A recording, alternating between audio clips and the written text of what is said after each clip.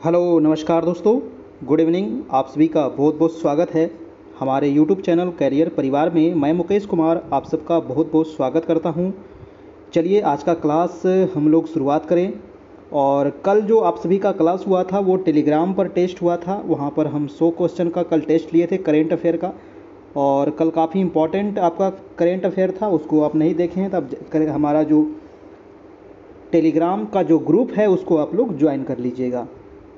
आपका जो टेस्ट होता है वो डेली 9 बजे से आपका टेस्ट होता है। और आज जो हम लोग देखेंगे टेस्ट नंबर आपका 51 देखेंगे। यहाँ पर हम लोग 75 महत्वपूर्ण प्रश्न यहाँ पर देखने वाले हैं। और यहाँ पर जो हम लोग आज देखेंगे वो डीएलएड से संबंधित काफ़ी इंपॉर्टेंट प्रश्न और उसका पूरा यहाँ पर निचोड़ हम लोग करेंगे आज। ठीक है, वहाँ पर पूरा निचोड़ यहाँ पर देखेंगे। और डेली जो आपकी क्लास हो रही है रात में 9 बजे से चल रही है। और अभी भी आप हमारे व्हाट्सएप ग्रुप में अगर आप नहीं जुड़े हैं तो ये हमारा नंबर है 7857824310। आप इस ग्रुप में जुड़ जाइए, आपको पीछे का जितना क्लास हुआ है सब आपको मिल जाएगा। उसका पीडीएफ है, उसका वीडियो है, उसका नोट्स है, सब चीज़ आपको वहाँ पर प्रोवाइड करा दिया जाएगा। हमारे व्हाट्सएप ग्रुप में जुड़ने के लिए आपको 351 रुपये का पेमेंट करना होगा दोस्तों। और मात्र एक बार ही आपको इसमें पेमेंट करना है। उसके बाद जब तक आपकी एग्ज़ाम ना हो जाए तब तक आपको ये पीडीएफ, वीडियो, नोट्स सभी चीज़ आपको मिलता रहेगा। और अभी जो एग्ज़ाम का डेट है वो 25 जून है। और देखिए अगर एग्ज़ाम का डेट बढ़ता है तो 7 जुलाई हो सकता है, बढ़ने की संभावना लग रही है। अब देखिए जो भी होगा आपकी क्लास निरंतर चलते रहेगी। आपको जो पेमेंट करना है वो गूगल पे के माध्यम से, फ़ोनपे के माध्यम से, पेटीएम के माध्यम से, अमेजन पे कर सकते हैं, व्हाट्सएप पे कर सकते हैं, सब यही नंबर पे आपको है। आप इस नंबर से पेमेंट करके हमको स्क्रीनशॉट जरूर भेज दीजिएगा इसी नंबर व्हाट्सएप पर। फिर आपको वहाँ पर जोड़ दिया जाएगा और सारा चीज़ आपको वहाँ पर मिल जाएगा। हमारा जो टेलीग्राम ग्रुप है बहुत सारे लोग अभी तक नहीं जुड़े हैं, तो टेलीग्राम आपको जुड़ने के लिए क्या करना है, सबसे पहले टेलीग्राम एप्लीकेशन को डाउनलोड कर लीजिए। डाउनलोड करने के बाद क्या करना है कि अपना नंबर को वेरीफाई कर लीजिए। उसके बाद जो टेलीग्राम में जा करके आप कैरियर परिवार सर्च कीजिएगा तो ये मेरा ग्रुप आ जाएगा, वहाँ पर इसको ज्वाइन कर लीजिएगा। ठीक है, वहाँ पर भी हम क्वेश्चन पोस्ट करते रहते हैं जहाँ से आपकी तैयारी हो सकती है। ठीक है, तो चलिए आज का देखते हैं पहला प्रश्न। आज डीएलएड से संबंधित यहाँ पर काफ़ी इंपॉर्टेंट प्रश्न है। सभी लोग वीडियो को एक बार लाइक कर दीजिए, जितने लोग देख रहे हैं सभी लोग वीडियो को लाइक कर दीजिए। चलिए आज का पहला सवाल देखते हैं। पहला सवाल है कि शिक्षण के दौरान आवाज़ में उतार चढ़ाव किसका उदाहरण है। जी हाँ, शिक्षण के दौरान बच्चे के जो आवाज़ में उतार चढ़ाव होता है ये किसका उदाहरण है। ऑप्शन है उद्दीपन परिवर्तन कौशल, या फिर समापन कौशल, पुनर्बलन कौशल, या फिर प्रस्तावना कौशल। तो ये किस प्रकार का कौशल है उतार चढ़ाव। आंसर क्या होगा, सभी लोग अपना अपना कमेंट जो है लाइव जो चल रहा है आपका कमेंट बॉक्स में कमेंट करते चलिएगा। फर्स्ट का आंसर हो जाएगा आपका ए नंबर, यानी कि उद्दीपन परिवर्तन कौशल ये माना जाता है। शिक्षण कौशल के दौरान दोस्तों, शिक्षण के दौरान आवाज़ में उतार चढ़ाव जो है ये उद्दीपन परिवर्तन कौशल का एक उदाहरण है, क्योंकि इसमें बालक शाब्दिक साहचर्य के माध्यम से सीखता है और इसमें शाब्दिक अभिव्यक्ति निहित होती है। इसका जो आंसर हो जाएगा, आंसर नंबर ए हो जाएगा। बहुत सारे लोगों का सही आ रहा है, बहुत सारे लोगों का गलत भी ऑप्शन दे रहे हैं। चलिए हम देखते हैं दूसरा नंबर प्रश्न। मंदित मना बालकों की शिक्षा हेतु कौन सा उपागम उपयुक्त कहा जा सकता है। जी हाँ, मंदित मना बालकों की शिक्षा हेतु कौन सा उपागम उपयुक्त कहा जा सकता है। ऑप्शन देख लीजिए, वैयक्तिक अनुदेशन, उच्च स्तरीय पाठ्यचर्या, संवर्धन उपागम, या फिर त्वरण उपागम। सेकेंड का आंसर क्या होगा बताइए। मंदित मना बालकों की शिक्षा वैयक्तिक अनुदेशन महत्वपूर्ण उपागम है। इसका जो आंसर हो जाएगा, आंसर नंबर ए हो जाएगा आपका।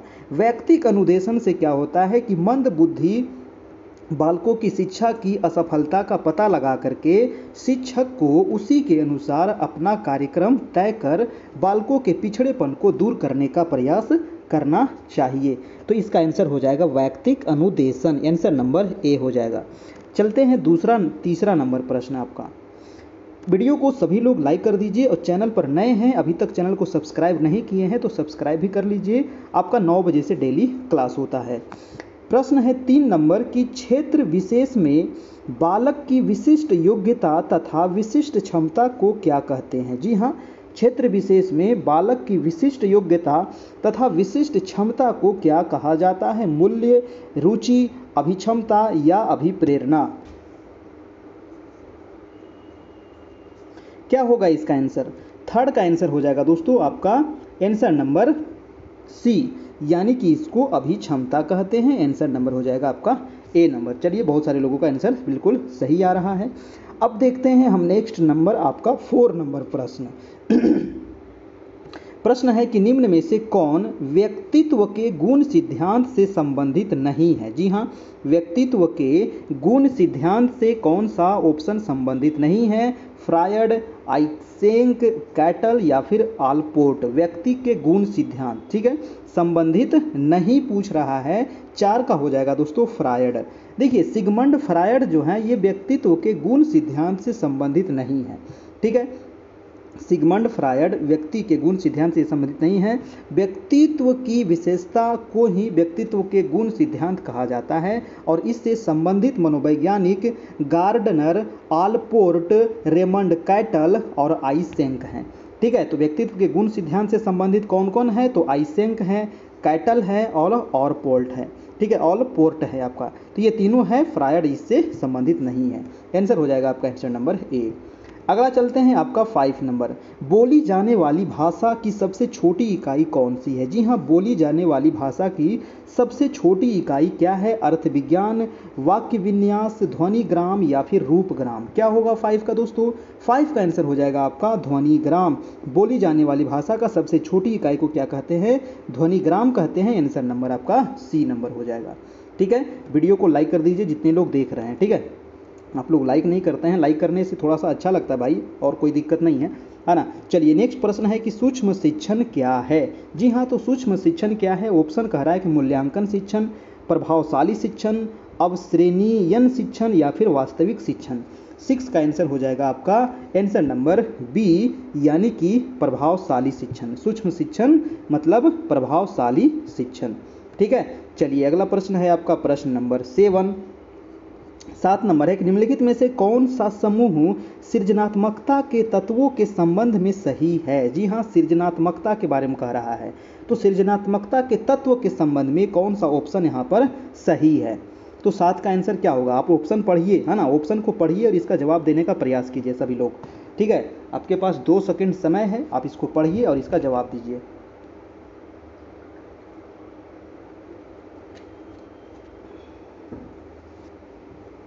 सेवन का आंसर हो जाएगा आपका आंसर नंबर डी, यानी कि सृजनात्मकता के जो तत्व हैं वो प्रवाह है, उसके पास विविधता, मौलिकता और विस्तारण, ठीक है। तो 7 का हो जाएगा आपका डी नंबर।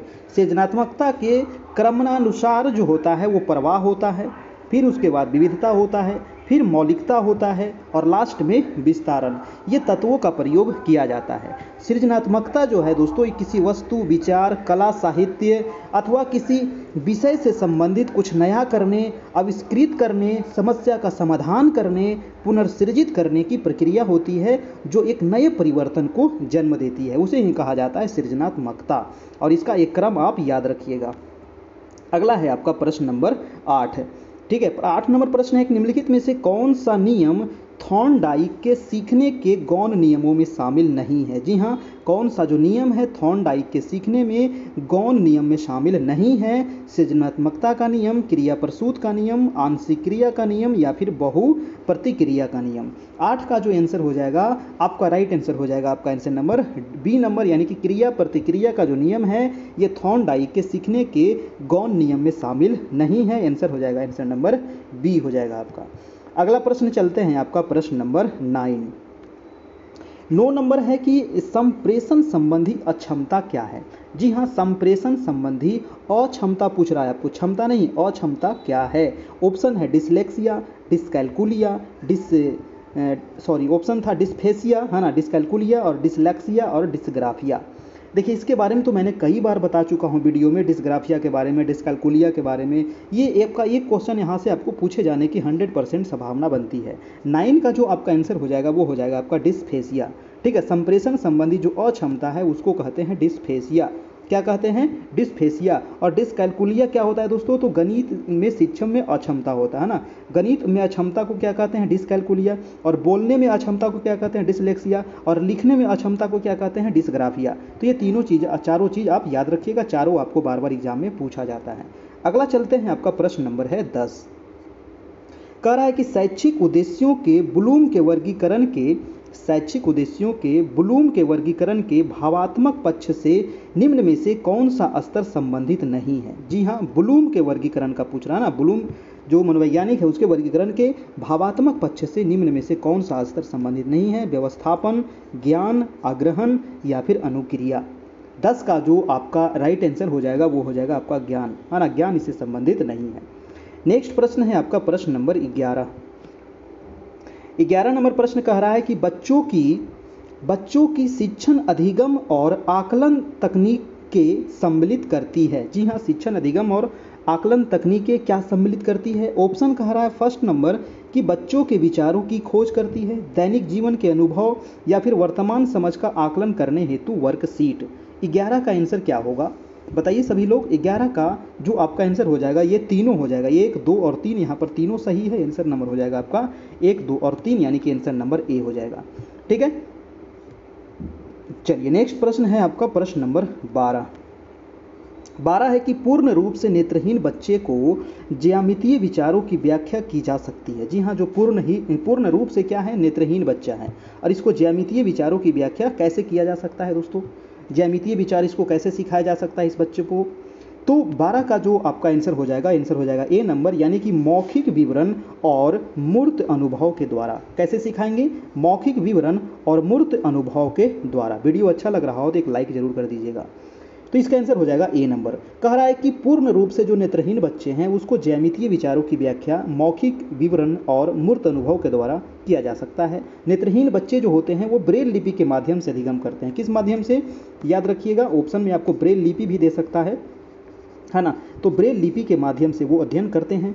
और नेत्रहीन बच्चे देखने में क्या होते हैं, वो अक्षम होते हैं, मतलब वो देख नहीं पाते हैं, परंतु उनमें जो है श्रवण शक्ति विद्यमान रखती है, वो सुन सकते हैं, है ना, देख नहीं सकते लेकिन वो क्या करते हैं, सुन सकते हैं। ठीक है, तो अतः मौखिक विवरण को आसानी से समझ सकते हैं और साथ ही हाथों से ब्रेल लिपि को स्पर्श करके मूर्त अनुभव से वो अधिगम कर सकते हैं, यानी अधिगम मतलब सीख सकते हैं, है ना। तो आंसर क्या हो जाएगा आपका, आंसर नंबर ए नंबर हो जाएगा। ठीक है, चलिए अगला प्रश्न है आपका प्रश्न नंबर 13। कह रहा है कि इंद्रधनुष। जी हाँ, इंद्रधनुष आप देखे होंगे बरसात के समय में जो बनता है 7 रंगों का, है ना। तो इंद्रधनुष के रंगों को विवग्योर की तरह याद किया जाता है और यह स्मृति को बढ़ाने की कौन सी तकनीक है। VIBGYOR। V से क्या होता है, वायलेट होता है यानी कि बैगनी होता है। I से क्या होता है, इंडिगा होता है यानी कि इंडिगो होता है। और आपको B से हो गया ब्लू यानी कि नीला, G से हो गया ग्रीन यानी कि हरा, येलो से हो गया, Y से हो गया आपको पीला, और O से हो गया नारंगी, और R से हो गया रेड। तो ये 7 रंग है आपका, ध्यान रखिएगा, ये इंद्रधनुष में होता है। और ये कौन सी तकनीक है, ऑप्शन कह रहा है कि मुख्य शब्द विधि या स्थान विधि या खंडयन विधि या फिर प्रथम अक्षर तकनीक विधि। 13 का आंसर हो जाएगा, इसको कहते हैं प्रथम अक्षर तकनीक विधि, यानी कि आंसर नंबर डी हो जाएगा आपका। ठीक है, कोई दिक्कत नहीं है। चलिए नेक्स्ट प्रश्न देखते हैं, आपका प्रश्न नंबर है 14। 14 नंबर प्रश्न कह रहा है कि उपलब्धि की आवश्यकता है। जी हाँ, उपलब्धि की आवश्यकता है जन्मजात अभिप्रेरण, जैविक अभिप्रेरण, अर्जित अभिप्रेरण या फिर सुरक्षा अभिप्रेरक। ये आंसर क्या होगा बताइए। उपलब्धि की आवश्यकता है, 14 का हो जाएगा आपका दोस्तों सी नंबर, यानी कि उपलब्धि के लिए अर्जित अभिप्रेरक का होना आवश्यक है। उपलब्धि के लिए अर्जित अभिप्रेरक का होना आवश्यक है, यानी कि कोई भी जो उपलब्धि है ना वो जन्मजात या जैविक अभिप्रेरणा का द्योतक नहीं होता है, बल्कि उपलब्धि अर्जित की जाती है। इसीलिए उपलब्धि के लिए अर्जित अभिप्रेरक की आवश्यकता होती है और अभिप्रेरक से रुचि एवं जिज्ञासा उत्पन्न होती है, जो उपलब्धि को हासिल करने के लिए हमें प्रेरित करती है। तो आंसर क्या हो जाएगा हमारा, आंसर नंबर सी हो जाएगा। ठीक है, चलिए नेक्स्ट प्रश्न है आपका 15 नंबर। प्रश्न कह रहा है कि सृजनात्मक चिंतन की दी गई 4 अवस्थाओं का सही क्रम बताना है। जी हाँ, बहुत ही इंपॉर्टेंट प्रश्न है। देखिए जितना प्रश्न आज का है ना काफ़ी इंपॉर्टेंट है, आपको एग्जाम में पूछे जाने की 100% संभावना है ये। ठीक है, तो एक भी प्रश्न को आप नहीं छोड़ना है। थोड़ा सा समय लगेगा, आज का वीडियो थोड़ा सा लंबा होगा, है ना, लेकिन लंबा से घबराना नहीं है, अब एग्जाम भी तो नज़दीक है ना। तो इसका आंसर कौन सा होगा, सही क्रम यहाँ पर बताना है। चलिए इसको ऑप्शन को पढ़िए, जल्दी से जवाब दीजिए। सृजनात्मक चिंतन की कह रहा है 4 अवस्थाओं को सही क्रम क्या होगा। 15 का आंसर हो जाएगा दोस्तों डी नंबर। यानी कि सृजनात्मक चिंतन जो है व्यक्ति की वह योग्यता होती है जिसके द्वारा वह उन वस्तुओं या विचारों का उत्पादन करता है जो अनिवार्य रूप से नवीन हो, यानी क्या हो, नया हो, नवीन हो, जिन्हें वह पहले से नहीं जानता हो। ठीक है, और इसका जो क्रम है वो सबसे पहले होता है आयोजन, उसके बाद होता है उद्भवन, उसके बाद प्रबोधन और उसके बाद प्रमाणीकरण। ठीक है, ये सृजनात्मक चिंतन के प्रमुख चरण हैं, इस चरण को आप याद रखिएगा। सृजनात्मकता के संदर्भ में गिलफोर्ड महोदय ने इसे दो भाग में बांटा है। ठीक है, तो सृजनात्मकता के संदर्भ में गिलफोर्ड ने इसको दो भाग में बांटा है। जो गिलफोर्ड हमारे मनोवैज्ञानिक हैं, इसको दो भाग में बांटा गया है। एक बांटा गया है दोस्तों आपको अभिसारी चिंतन, एक को क्या कहते हैं, अभिसारी चिंतन। ठीक है, ये आपको पूछा जा सकता है। ठीक है, एक अभिसारी चिंतन हो गया और दूसरा जो है वो है अपसरण चिंतन। ठीक है, तो ये दो भाग में बांटा गया है, किसके द्वारा, गिलफोर्ड महोदय के द्वारा। अभिसारी चिंतन जो होता है ना, उसमें व्यक्ति रूढ़िवादी से चलता हुआ सही निष्कर्ष तक पहुंचता है। ठीक है, तो ये क्वेश्चन पूछा जाता है कि अभिसारी चिंतन में किस प्रकार से निष्कर्ष निकाला जाता है, तो रूढ़िवादी चिंतन से लेकर के आपको अभिसारी चिंतन में व्यक्तित्व रूढ़िवादी से चलता हुआ सही निष्कर्ष तक पहुंचता है, और अपसरण चिंतन में जो व्यक्ति है वो विभिन्न दशाओं से चिंतन करता है। तो अपसरण में हो गया विभिन्न दशाओं से चिंतन कर रहा है, और आपको अभिसारी में हो गया कि रूढ़िवादी से चलता हुआ सही निष्कर्ष तक पहुंचता है। और ये दिया है आपको गिलफोर्ड महोदय ने। और ये चार अवस्था जो है आपको क्रम से आप याद रखिएगा सृजनात्मकता चिंतन की। ठीक है, चलिए नेक्स्ट प्रश्न है आपका प्रश्न नंबर 16। देखिए मैं हर एक प्रश्न को यहाँ पर थोड़ा सा उसको निचोड़ रहा हूँ, क्योंकि निचोड़ने से ना दिमाग में थोड़ा सा बैठता है। ठीक है, चलिए 16 नंबर प्रश्न कह रहा है कि लड़कियाँ मध्य बाल्यावस्था में अधिक महत्व देती है, लड़कियां मध्य बाल्यावस्था में अधिक महत्व देती है और पारिवारिक संबंधों को, अच्छा जो लड़कियां हैं ना वो मध्य बाल्यावस्था में पारिवारिक संबंध को अधिक महत्व देती है। और वही कह रहा है कि लड़के जो हैं ज़्यादा महत्व देते हैं सामाजिक, किसको, है ना, लड़के जो होते हैं वो किसको ज़्यादा महत्व देते हैं मध्य बाल्यावस्था में, ये आपको बताना है। लड़कियां जो सबसे ज़्यादा जो मतलब कि महत्व देती है ना, जिसको ज़्यादा वो वैल्यू देती है, वो है आपको पारिवारिक संबंध। और लड़के किसको देते हैं दोस्तों, तो 16 का आंसर हो जाएगा आपका पारिवारिक, प्रतिष्ठा और सामाजिक को, है ना, आंसर हो जाएगा आपका आंसर नंबर ए यहाँ पर। ठीक है, लड़के किसको देते हैं, तो लड़के ज़्यादा महत्व सामाजिक, पारस्परिक और प्रतिष्ठा को महत्व देते हैं। ठीक है, चलिए आंसर हो जाएगा ए नंबर। नेक्स्ट है आपका प्रश्न नंबर 17। वीडियो को सभी लोग लाइक करते चलिएगा, है ना, जितने लोग देख रहे हैं ना वीडियो को लाइक कर दीजिए, और चैनल पर नए हैं तो चैनल को सब्सक्राइब कर लीजिए। हमारे ग्रुप में अभी तक नहीं जुड़े हैं तो 7857824310 इस नंबर पे कांटेक्ट करके आप हमारे व्हाट्सएप ग्रुप में जुड़ सकते हैं, और वहाँ पर सभी नोट्स PDF वीडियो आपको मिल जाएगा। ठीक है, चलिए देखते हैं आज का 17 नंबर प्रश्न कह रहा है कि विद्यालय में नामांकन के पश्चात विद्यालय जाना छोड़ देने वाले बच्चों के अनुपात को क्या कहते हैं। जी हाँ, बहुत सारे जो ऐसे बच्चे होते हैं विद्यालय में तो नाम लिखा लिए, लेकिन कुछ दिन के बाद क्या होते हैं वो छोड़ देते हैं स्कूल। आखिर क्या कारण हो जाता है कि वो छोड़ देते हैं स्कूल, है ना, तो ये बहुत सारे कारण हैं, आर्थिक कारण, सामाजिक कारण, बहुत सारे वजह के वजह से बच्चे छोड़ देते हैं। तो वही कह रहा है कि विद्यालय जाना छोड़ देने वाले अनुपात को क्या कहते हैं, इस अनुपात को क्या कहा जाता है, तो उस अनुपात को कहते हैं ड्रॉप आउट रेट, है ना, उसको क्या कहते हैं, ड्रॉप आउट रेट। याद रखिएगा, बहुत इंपॉर्टेंट प्रश्न है। ठीक है, विद्यालय में नामांकन के पश्चात विद्यालय जाना छोड़ देने वाले बच्चों के अनुपात को ड्रॉप आउट रेट कहा जाता है। और विद्यालय में नामांकन के बाद कुछ बच्चे जो हैं वो आर्थिक एवं पारिवारिक कारणों से विद्यालय जाना छोड़ करके वो रोजगार में संलग्न हो जाते हैं, ताकि वे अपने परिवार की आर्थिक जो तंगहाली है उसको दूर कर सके, और इस कारण उन्हें विद्यालय जाना छोड़कर पैसा कमाना पड़ता है। अतः भारत में निर्धन परिवारों में ड्रॉप आउट रेट अधिक पाया जाता है। ठीक है, ये भी क्वेश्चन पूछा जा सकता है कि भारत में जो ड्रॉप आउट रेट है वो काफ़ी अधिक है दूसरे देशों की अपेक्षा, क्योंकि यहाँ निर्धनता रेखा काफ़ी ज़्यादा है।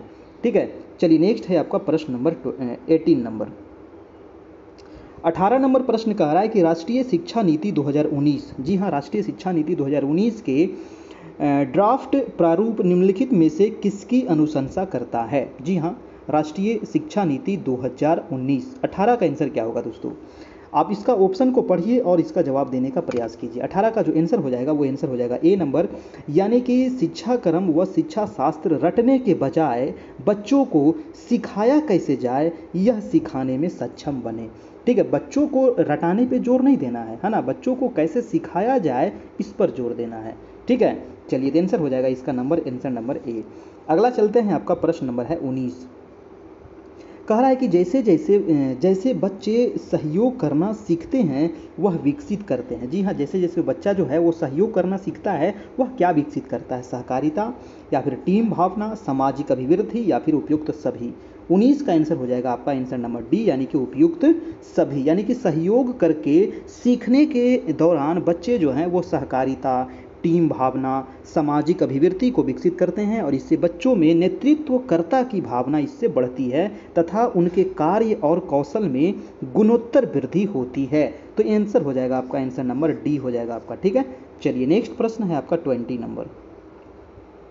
20 नंबर है कि जब कोई विद्यार्थी किसी प्रश्न का उत्तर गलत देता है। जी हाँ, बहुत सारे बच्चे अगर प्रश्न का उत्तर गलत देते हैं तो शिक्षक को क्या करना चाहिए, है ना? आप एक टीचर हैं तो आप क्या करते हैं बच्चों को? ऑप्शन को पढ़िए और यहाँ पर जवाब दीजिए, जल्दी से जवाब दीजिए, है ना? मैं नहीं पढ़ूंगा, आप लोग को पढ़ना है। चलिए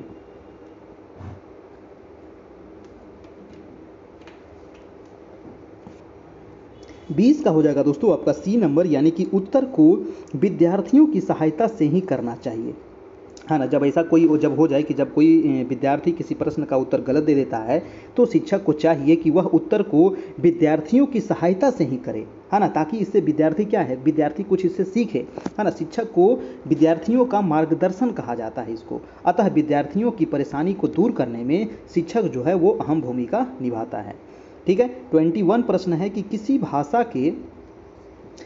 भाषा के स्वीकृत ध्वनि संयोजनों को इसके नियमों के अंतर्गत बताया गया है। जी हाँ, बताइए किसके अंतर्गत बताया गया है? व्याकरणिक, या फिर वाक्यात्मक, या फिर व्यक्तिक विषयक, या फिर ध्वनि संबंधी। 21 का आंसर हो जाएगा दोस्तों ध्वनि संबंधी। यानी कि किसी भाषा के स्वीकृत ध्वनि संयोजनों को ध्वनि संबंधित नियमों के अंतर्गत बताया जाता है और इसके अंतर्गत यह बताया जाता है कि किसी भी भाषा की ध्वनि किस प्रकार निश्चित ध्वनि संयोजनों के नियमों को प्रदर्शित करती है। ध्वनि संबंधित नियमों के तहत भाषा के स्वीकृत ध्वनि संयोजनों को नियमित अध्ययन किया जाता है। आंसर हो जाएगा दोस्तों आंसर नंबर डी हो जाएगा। अगला प्रश्न है आपका 22 नंबर। कह रहा है कि जब सोचने की प्रक्रिया किसी भाषा द्वारा प्रभावित होती है तो ऐसी स्थिति को कहते हैं। जी हाँ, जब सोचने की प्रक्रिया किसी भाषा द्वारा प्रभावित होती है तो ऐसी स्थिति को क्या कहते हैं? भाषा निर्धारित कहते हैं, संज्ञानात्मक पक्ष, सामाजिक भाषा, उद्धत, या फिर संस्कृत प्रभावित, क्या कहते हैं? 22 का हो जाएगा दोस्तों भाषा निर्धारित कहते हैं इसको, है ना? जब सोचने की प्रक्रिया किसी भाषा द्वारा प्रभावित होती है तो ऐसी स्थिति की भाषा निर्धारित कहते हैं। और भाषा निर्धारण ऐसा विचार है जो भाषा और इसकी सीमित संरचना किसी व्यक्ति की सोच, ज्ञान और अवधारणा को निर्धारित करता है। आंसर हो जाएगा दोस्तों ए नंबर। अगला प्रश्न है आपका 23 नंबर। प्रश्न कह रहा है कि अपने अनुभवों और सुझावों के आधार पर उपकरणों में खराबी के कारण की परिकल्पना का परीक्षण कर रवि उपकरण की मरम्मत करता है, वह उपयोग करता है। जी हाँ, क्वेश्चन को ना नहीं समझ में आवे तो 2 बार पढ़िए। कह रहा है कि अपने अनुभवों और सुझावों के आधार पर उपकरणों की खराबी के कारण ही परिकल्पना का परीक्षण कर रवि उपकरण की मरम्मत करता है। यह क्या उपयोग कर रहा है? कलन विधि का, मानसिक दृढ़ता का, अनुमानी विधि का, या फिर अंतर्दृष्टि का? तो ये जो उपयोग कर रहा है ये कर रहा है आपको कलन विधि का। इसको क्या कहते हैं? कलन विधि का। यानी कि अपने अनुभव और स्मरण के आधार पर उपकरणों में खराबी के कारण की परिकल्पना का परीक्षण कर उपकरणों की मरम्मत करने हेतु कलन विधि का उपयोग किया जाता है। ऐसी इसको कहते हैं कलन विधि, है ना? याद रखिएगा, कलन विधि का उपयोग गणनात्मक समस्या का समाधान करने के औजार के रूप में भी किया जाता है और इसी विधि में आकलन, विश्लेषण और तर्क का सहारा इसमें लिया जाता है। तो आंसर हो जाएगा आपका ए नंबर। नेक्स्ट प्रश्न है आपका 24 नंबर। प्रश्न है कि पुरुष और महिला की भूमिकाओं का निर्धारण समाज करता है। जी हाँ, पुरुष और महिला की भूमिकाओं का निर्धारण कौन करता है दोस्तों? तो समाज करता है। यह कथन क्या बताता है? तो ये कथन जो हमें बताता है वो क्या बताता है बताइए। 24 का आंसर हो जाएगा आपका आंसर नंबर सी, यानी कि लैंगिकता एक सामाजिक अवतरण है। जी हाँ, इससे क्या पता चलता है कि पुरुष और महिला की भूमिकाओं का निर्धारण समाज करता है। इससे ये पता चलता है कि लैंगिकता एक सामाजिक अवतरण है। आंसर नंबर हो जाएगा सी नंबर। अगला है आपका 25। प्रश्न है कि ग्रेडिंग, कोडिंग, अंकन क्रेडिट संचय प्रणालियों के कुछ उदाहरण है। जी हाँ, तो ये किसका उदाहरण है दोस्तों? ऑप्शन आप बताइए, 25 का आंसर क्या होगा? देखिए, ग्रेडिंग हो गया, कोडिंग हो गया, अंकन हो गया, क्रेडिट संचय प्रणालियाँ अधिगमकर्ताओं की उपलब्धि की आकलन की गणन विधियाँ हैं। तो इसका जो आंसर हो जाएगा वो 25 का हो जाएगा, सी नंबर। ये क्या है? तो अधिगमकर्ताओं की उपलब्धि के आकलन की क्या है? तो ये गणन विधि है। इससे उपलब्धि का आकलन किया जाता है ना, ग्रेडिंग विधि से, कोडिंग विधि से, अंकन विधि से। ठीक है, ये क्वेश्चन आपको हमेशा एग्जाम में पूछा जाता है। देखिए, सभी प्रश्न आज के काफ़ी इंपॉर्टेंट है, आप ध्यान रखिएगा। इनसे आंसर हो जाएगा दोस्तों, सी नंबर हो जाएगा। ठीक है, ये सभी जो है वो बालकों की शैक्षिक योग्यता की उपलब्धियों को दर्शाने वाले मापक है, और यह विधि शिक्षक एवं अभिभावकों को अधिगमकर्ता की उपलब्धियों के बारे में जानने में प्रमुख भूमिका निभाती है। ग्रेडिंग, कोडिंग, अंकन, क्रेडिट संचय केवल शैक्षिक योग्यता के परिमाप को निर्धारित करते हैं। ठीक है, और इसके नैतिक एवं व्यवहारिक परिमाप को नहीं। चलिए अगला प्रश्न हम देख लेते हैं, आपका 26। बहुत इंपॉर्टेंट सवाल है आपका 26 नंबर, समावेशी शिक्षा के बारे में। और समावेशी शिक्षा के सिद्धांत पर आधारित कौन सा है? देखिए, बहुत सारे लोग कहते हैं सर हमको यूनिट के आधार पर दीजिए नोट्स। देखिए, यूनिट के आधार पर आपको जितना भी यहाँ पर करवाया जा रहा है ना, सभी यूनिट से यहाँ पर संबंधित क्वेश्चन यहाँ पर रखा गया है आपका। ठीक है, तो आप टेंशन मत लीजिए, आपको जितना बताया जा रहा है ना अपना आप करते चलिए। जितना टेस्ट आपको लिए हैं, ये 51वां टेस्ट है अभी, समझ रहे हैं ना। 50 टेस्ट अगर आप दे लेते हैं तो आपका दिमाग झंझना जाएगा, समझ रहे हैं ना। तो पूरा टेस्ट अगर आप दे लीजिए, आपको रिजल्ट ऐसे ही निकल जाएगा आपका। टेंशन मत लीजिए, जितना आपको करवाया जा रहा है आप करते चलिए। अभी लगभग 20 से 25 टेस्ट अभी और होने वाला है अभी। ठीक है, तो चलिए, समावेशी शिक्षा के सिद्धांत पर आधारित कौन सा है? 26 का आंसर हो जाएगा आपका ए नंबर, यानी कि समता एवं समान अवसर। ठीक है, समता एवं समान अवसर। देखिए, समावेशी शिक्षा क्या है? तो ये समावेशी शिक्षा में समता एवं समान अवसर के सिद्धांत पर आधारित होता है। मतलब कि इसमें सभी को क्या समान अवसर देना चाहिए, यानी कि शिक्षा के अंतर्गत समाज के जितने भी वर्ग है सभी वर्गों को भेदभाव रहित एक ही वर्ग या कक्षा में शिक्षा की व्यवस्था की जाती है। और समावेशी शिक्षा जो है वो लोकतांत्रिक प्रणाली का अभिष्ट लक्षण भी माना जाता है। इसमें दिव्यांगों के लिए भी शिक्षा का उचित प्रबंध किया जाता है ताकि वे भी शिक्षा से वंचित नहीं रह सके। उसी को कहते हैं समावेशी शिक्षा। समावेशी शिक्षा का मतलब ही है समान शिक्षा, है ना। जितने भी तबके के लोग हैं, गरीब हो, अमीर हो, उच्च हो, नीच हो, सभी को समान शिक्षा।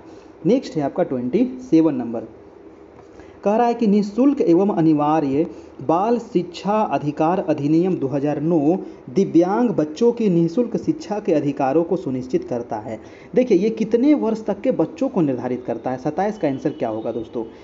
हाँ, 27 का आंसर क्या होगा? दिव्यांग निःशुल्क एवं अनिवार्य बाल शिक्षा अधिकार अधिनियम 2009 दिव्यांग बच्चों की निःशुल्क शिक्षा के अधिकारों को सुनिश्चित जो करता है, आंसर हो जाएगा आपका 6 से लेकर के 14 वर्ष तक के लिए ये निर्धारित किया गया है।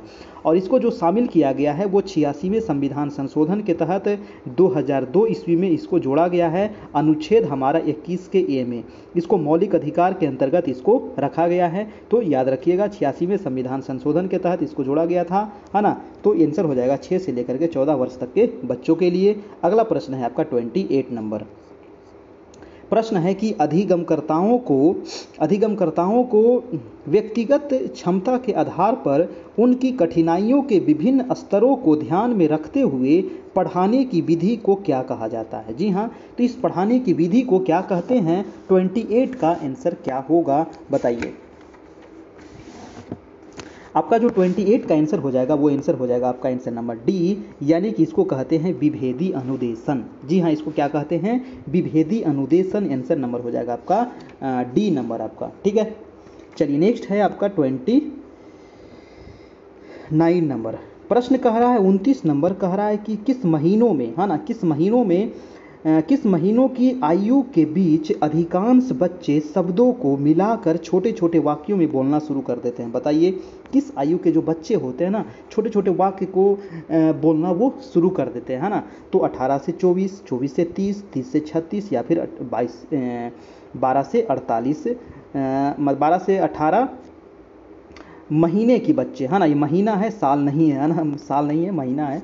तो आंसर क्या हो जाएगा आपका 29 का आंसर हो जाएगा आपका 18 से 24, यानी कि जो बच्चे 18 से 24 महीने की आयु के बच्चे जो हैं वो अधिकांश बच्चे जो हैं वो शब्दों को मिला करके छोटे छोटे वाक्यों में बोलना प्रारंभ कर देते हैं और बोलते समय वे हमेशा ऐसे वाक्यों का प्रयोग करते हैं जिन्हें समझना आसान होता है और इससे उनमें ज्ञान का विकास होने लगता है। चलिए नेक्स्ट है आपका प्रश्न नंबर 30। कह रहा है कि बुद्धि लब्धि या आईक्यू की अवधारणा दी गई थी।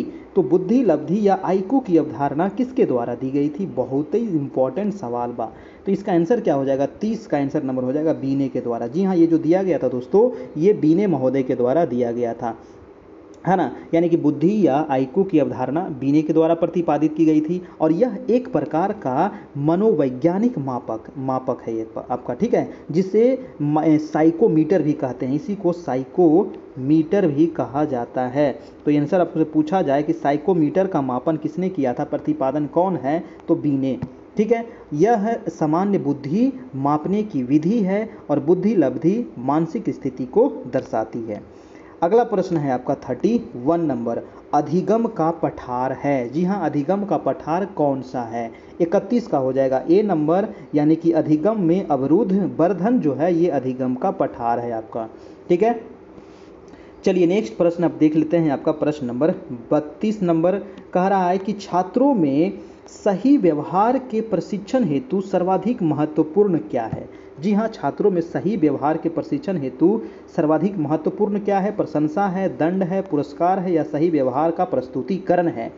32 का हो जाएगा डी नंबर आपका, है ना। बहुत सभी लोगों का बिल्कुल सही जवाब आ रहा है, हाँ बिल्कुल सही, डी हो जाएगा आपका। यानी कि सही व्यवहार के प्रशिक्षण हेतु सर्वाधिक जो महत्वपूर्ण है वो सही व्यवहार का प्रस्तुतिकरण करना, प्रशंसा, दंड एवं पुरस्कार से सही व्यवहार का प्रशिक्षण निर्धारित नहीं किया जाता है। सही व्यवहार का प्रस्तुतिकरण वर्ग यानी कि क्लास रूम एक उचित एवं सार्थक माहौल उत्पन्न करता है, ठीक है, जो अधिगम के लिए अनिवार्य माना जाता है।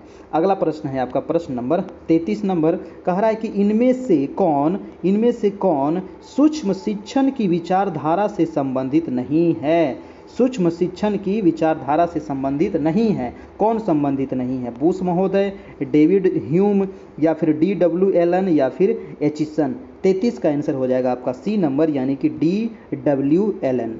देखिए डब्ल्यू एलन जो थे ये 1960 के दशक में, याद रखिएगा 1960 के दशक के मध्य में डब्ल्यू एलन ने कहा कि सूक्ष्म शिक्षण का संबंध जो है वो शिक्षण तकनीक में विकास एवं शिक्षण प्रशिक्षण से है और इसमें शिक्षक जो है वो शिक्षण सत्र के विभिन्न पहलुओं का अवलोकन करता है और साथ ही शिक्षार्थी या छात्रों से संरचनात्मक फीडबैक प्राप्त करता है। तो आंसर हो जाएगा आपका डब्ल्यू एलन महोदय।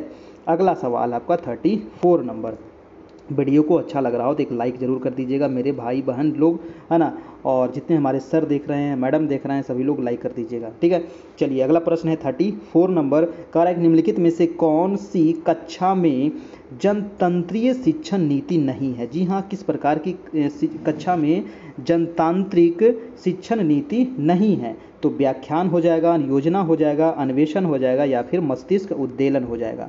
34 का आंसर हो जाएगा आपका डी नंबर, मस्तिष्क उद्देलन, यानी कि मस्तिष्क उद्देलन इसका हिस्सा नहीं होता है, ठीक है, जनतांत्रिक शिक्षण नीति का। देखिए व्याख्यान है, योजना है, अन्वेषण जैसी गतिविधियों को कक्षा शिक्षण में जनतांत्रिक शिक्षण नीति का विश्लेषण भाग माना जाता है और व्याख्यान हो गया, योजना हो गया, अन्वेषण के माध्यम से छात्रों में अधिगम की क्षमता बढ़ती है और जनतांत्रिक शिक्षण में कक्षा को अधिगम का महत्वपूर्ण भाग माना जाता है जहां छात्र निर्णय लेने की क्षमता संबंधित ज्ञान अर्जित करते हैं। आंसर हो जाएगा आपका आंसर नंबर डी आपका। नेक्स्ट है आपका 35 नंबर। कह रहा है कि निम्न में से कौन सा फ्लैंडर की अंतःक्रिया विश्लेषण प्रणाली से संबंधित नहीं है? फ्लैंडर, जी हाँ, फ्लैंडर महोदय।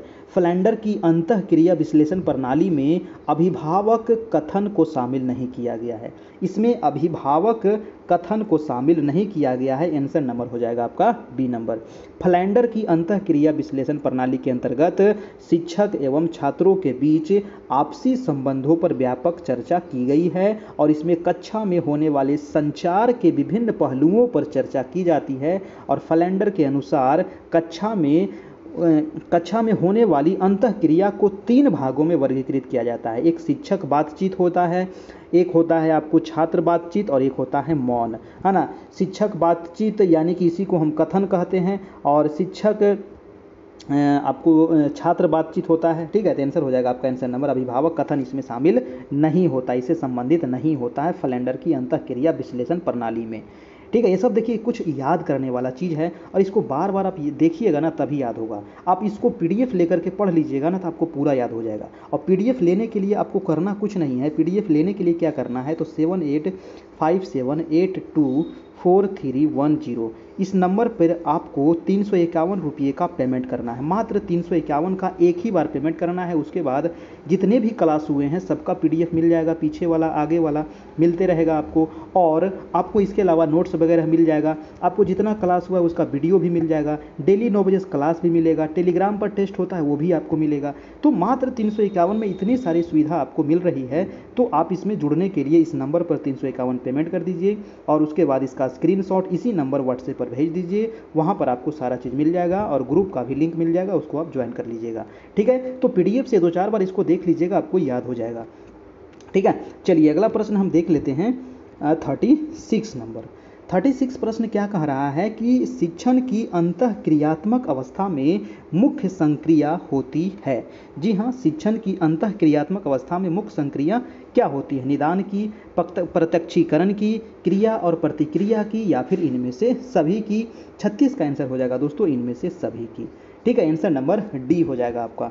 नेक्स्ट प्रश्न चलते हैं हम आपका 37 नंबर। 37 कह रहा है कि एक बालक काली गाय, काला कुत्ता तथा काली वस्तुओं को देखकर डरने लगता है। जी हाँ, एक जो बच्चा है वो काली गाय, काला कुत्ता और काली वस्तु को देखकर वो डरने लगता है। इस प्रकार के अनुबंधन में निहित है, क्या निहित है इस प्रकार के अनुबंधन में? बहुत इंपॉर्टेंट सवाल है। क्या होगा? 37 का आंसर हो जाएगा बी नंबर। इस प्रकार के अनुबंधन में उद्दीपक सामान्यीकरण इसमें निहित है। आंसर हो जाएगा आंसर नंबर बी आपका, ठीक है। 37 का आंसर नंबर बी। चलिए बहुत सारे लोगों का बिल्कुल सही आ रहा है जवाब। चलिए इसी प्रकार से आप लोग जवाब देते चलिए, और वीडियो को भी लाइक करते चलिएगा, और चैनल पर नए हैं तो चैनल को जरूर से जरूर दोस्तों सब्सक्राइब कर लीजिएगा। और इसके बाद जल्द आपको बिहार एसएससी की क्लास स्टार्ट होने वाली है ना। तो जो लोग बिहार एसएससी का फॉर्म भरे हैं तो तैयार रहिएगा। 9 बजे से आप सभी की भी क्लास चलना शुरू हो जाएगी, बस 10 से 15 दिन के अंदर में, ठीक है। तो बहुत जल्द आप लोग की भी तैयारी चल रही है ना, उसका भी नोट्स बनाया जा रहा है बिहार एसएससी का। तो आपके जो भी सगे संबंधी हो, परिवार में हो, उनको थोड़ा सा बता दीजिएगा ताकि उनको थोड़ा सा बेनिफिट हो सके, ठीक है। चलिए तो हम अगला प्रश्न देख लेते हैं आपका 38 नंबर। निम्न में से कौन सी बाल्यावस्था की एक विशेषता नहीं है? बाल्यावस्था की विशेषता नहीं पूछ रहा है ना। देखिए नहीं वाला क्वेश्चन एग्जाम में बहुत पूछा जाता है, ध्यान रखिएगा नहीं वाला। तो 38 का क्या हो जाएगा आपका? जिज्ञासा की कमी। देखिए बाल्यावस्था में कभी जिज्ञासा की कमी हो सकती है, जिज्ञासा भरपूर रहता है, बच्चे की जानने की इच्छा खूब रहती है, कभी ये सवाल कभी वो सवाल कभी वो सवाल, है कि नहीं। तो आंसर क्या हो जाएगा? जिज्ञासा की कमी उसमें नहीं रहता है, भरपूर होता है। तो ये ऑप्शन क्या है आपका? गलत है ना। तो इसका आंसर हो जाएगा बी नंबर आपका, ठीक है। सामूहिकता की प्रबलता, अभिवृद्धि में स्थिरता, समूह एवं खेलों में सहभागिता बाल्यावस्था की प्रमुख विशेषताओं में दोस्तों शामिल है। जिज्ञासा की कमी जो है ये बाल्यावस्था की विशेषता नहीं होता है। बाल्यावस्था में जागरूकता के साथ साथ बालक में जिज्ञासा की भावना में तेजी से प्रबल वृद्धि होती है, और बच्चे हजार प्रकार के सवाल आपसे पूछेंगे कि ये क्या है, ये कैसे हो रहा है, ये कैसे हो रहा है, ये गाड़ी क्यों चल रहा है ना। आप परेशान हो जाते हैं बच्चे के सवालों से, ठीक है। आंसर हो जाएगा बी नंबर। चलिए नेक्स्ट प्रश्न है आपका 39। कह रहा है कि निम्न में से कौन सा वृद्धि और विकास का प्रथम चरण है? देखिए वृद्धि किसको कहेंगे और विकास किसको कहेंगे? सॉरी, वृद्धि का मतलब होता है ना शारीरिक वृद्धि, है ना। वृद्धि ऐसा चीज़ है जो एक समय के बाद क्या होता है वो रुक जाता है, लेकिन विकास कभी नहीं रुकता है। विकास निरंतर, जब से आपकी जन्म होने से पहले माँ के गर्भ से ही बच्चे का विकास होना शुरू हो जाता है, और जब तक उसकी मृत्यु नहीं होती है ना, मतलब कि तब तक उसका क्या होते रहता है? विकास होते रहता है। तो अब लेकिन जो वृद्धि है वो 18 साल 20 साल तक जाते जाते क्या हो जाता है? उसकी वृद्धि रुक जाती है, लंबाई चौड़ाई मोटाई वाला, ठीक है। लेकिन विकास हमेशा निरंतर चलते रहता है, हमेशा आप जिंदगी भर कुछ ना कुछ सीखते रहते हैं। तो कह रहा है कि इसका प्रथम चरण क्या है? तो प्रथम चरण जो इसका है वो है सामाजिक विकास। है ना। प्रथम चरण जो इसका है वो सामाजिक विकास है। आंसर हो जाएगा आपका बी नंबर। देखिए, वृद्धि और विकास का प्रथम चरण सामाजिक विकास कहलाता है। सामाजिक क्षेत्र में ही बालक अपने जीवन की शुरुआत करता है, बुनियादी पहलुओं को समझता है, समाज में ही उन्नत उसका नैतिक, मानसिक, व्यवहारिक विकास होता है। शारीरिक विकास भी समाज में विभिन्न चरणों में संपन्न होता है। आंसर हो जाएगा आपका बी नंबर। नेक्स्ट है आपका 40 नंबर यानी कि 40 नंबर प्रश्न कह रहा है कि बुद्धि मापक भाटिया बैटरी परीक्षण में है। जी हाँ, बुद्धि मापक भाटिया बैटरी परीक्षण काफ़ी इंपॉर्टेंट है और इसमें कितने परीक्षण शामिल है ये आपको पूछा गया है। 5 उप परीक्षण, 8 उप परीक्षण, 4 उप परीक्षण या 7 उप परीक्षण। तो इसमें 5 उप परीक्षण शामिल होता है। आंसर हो जाएगा आपका ए नंबर। 40 का हो जाएगा आपका ए नंबर। ठीक है, चलिए नेक्स्ट प्रश्न पे चलते हैं। आपका 41, अंगूर खट्टे हैं। जी हाँ, अंगूर क्या हैं? खट्टे हैं। तो इसका उदाहरण, किसका उदाहरण है ये दमन का उदाहरण है या प्रतिगमन का है या युक्तिकरण का है या प्रतिक्रिया निर्माण का है? देखिए, अंगूर खट्टे हैं, ये युक्तिकरण का उदाहरण है आपका, है ना। युक्तिकरण का उदाहरण है। युक्तिकरण में होता है ना, युक्तिकरण में व्यक्ति अपने अयुक्ति संगत व्यवहारों को एक युक्ति संगत एवं तर्क संगत व्यवहार के रूप में परिणत कर अपने आप को संतुष्ट कर अपना मानसिक तनाव दूर करता है। और इस तरह युक्तिकरण से 2 उद्देश्यों की पूर्ति होती है। पहला तो यह कि जब व्यक्ति लक्ष्य पर पहुंचने में असमर्थ रहता है तो इससे उत्पन्न कुंठा की गंभीरता को युक्तिकरण कम कर देता है, तथा दूसरा यह है कि वह व्यक्ति द्वारा किए गए व्यवहार के लिए एक स्वीकार्य अभिप्रेरक प्रदान करता है ना। जब इसको अंगूर नहीं मिला तो क्या बोल रहा है? अंगूर खट्टे हैं, है कि नहीं? तो ये क्या हो गया आपका? युक्तिकरण का ये उदाहरण होता है। नेक्स्ट प्रश्न है आपका 42 नंबर। ये कहानी तो आप पढ़े होंगे ना, लोमड़ी वाला, उसको अंगूर नहीं मिलता है तो कहता है अंगूर क्या है? खट्टे हैं। चलिए अगला प्रश्न है आपका, औसत बुद्धि वाले बालकों की बुद्धि लब्धि कितनी होनी चाहिए? तो कई बार बताए हैं आपको, औसत बुद्धि लब्धि, जड़ बुद्धि, है ना, प्रतिभाशाली बुद्धि। तो इसका जो औसत बुद्धि वाला जो बच्चा होता है वो 90 से लेकर के 109 के बीच में होता है। आपका आंसर हो जाएगा आपका सी नंबर हो जाएगा। ठीक है, चलिए नेक्स्ट प्रश्न है आपका प्रश्न नंबर 43 नंबर। सभी लोग लाइक क्यों नहीं कर रहे हैं भाई? लाइक कर दीजिए थोड़ा सा, जितने लोग देख रहे हैं, है ना। अभी तक लाइक नहीं किया तो लाइक कर दीजिएगा। और चैनल पर नए हैं तो चैनल को जरूर से जरूर सब्सक्राइब भी कर लीजिएगा। 9 बजे से आपकी क्लास डेली मिलती है। 43 नंबर प्रश्न है कि पियाजे के संज्ञानात्मक विकास सिद्धांत। जी हाँ, पियाजे का ही संज्ञानात्मक विकास का सिद्धांत है और इसमें अमूर्त तर्क एवं परिपक्व नैतिक चिंतन किस अवस्था की विशेषता है? जी हाँ, ये किस अवस्था की विशेषता है? संवेगात्मक गामक अवस्था, पूर्व संक्रियात्मक अवस्था, औपचारिक संक्रियात्मक या मूर्त संक्रियात्मक अवस्था? जी हाँ, तो क्या हो जाएगा दोस्तों? 43 का आंसर हो जाएगा आपका सी नंबर यानी कि औपचारिक संक्रियात्मक अवस्था। संक्रियात्मक अवस्था। देखिए, अमूर्त तक एवं नैतिक चिंतन जो है ये पियाजे द्वारा प्रतिपादित संज्ञानात्मक विकास सिद्धांत की चौथी और अंतिम अवस्था होती है।